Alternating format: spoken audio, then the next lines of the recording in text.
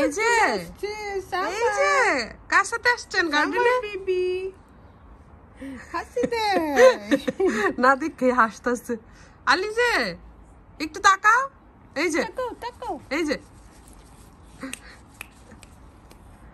এই যে আপু চলে আসছে উপর থেকে, দেখছে আপু?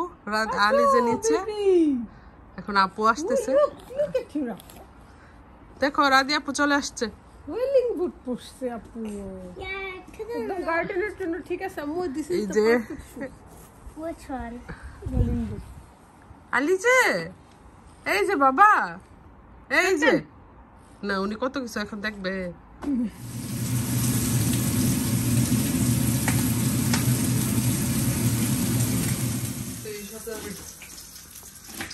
পেঁয়াজকে রান্না করতেছে ফরাসের বিচি, শুভর আম্মু পাঠাইছে দেশ থেকে। অবশ্য আমরা আমাদের এলাকাতে চলে না।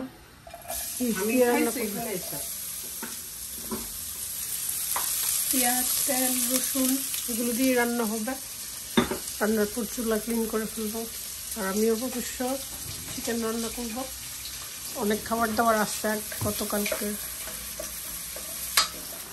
আমি কিন্তু আগে অনেকক্ষণ কষাই নিছি, তারপরে মাছ দিয়ে আবার কষাচ্ছি।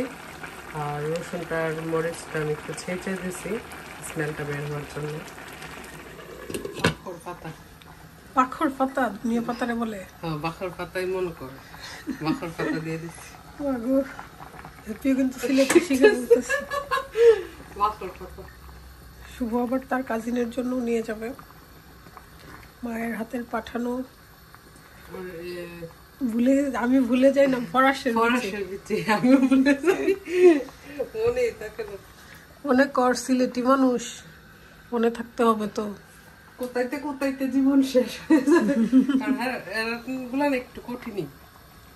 যার যার অঞ্চলের কথা তার কাছে। যেমন আমরা সিমের বিচি কই, আর এরা কই হচ্ছে গিয়ে উরহির বিচি। উরহি মনেই থাকে না। সবার কাছে মায়ের রান্না বেস্ট, কিন্তু আমি একটু চেষ্টা করছি ভালো করে রান্না করে দেওয়ার জন্য, কারণ ও তো বাংলাদেশ থেকে আসছে, বাংলাদেশি খাবার তো মিস করবে।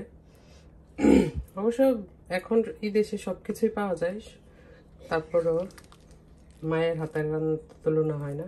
দেশি জিনিস একটু অন্যরকম মজা থাকে। সবার কাজিনের জন্য দিয়ে দিছি,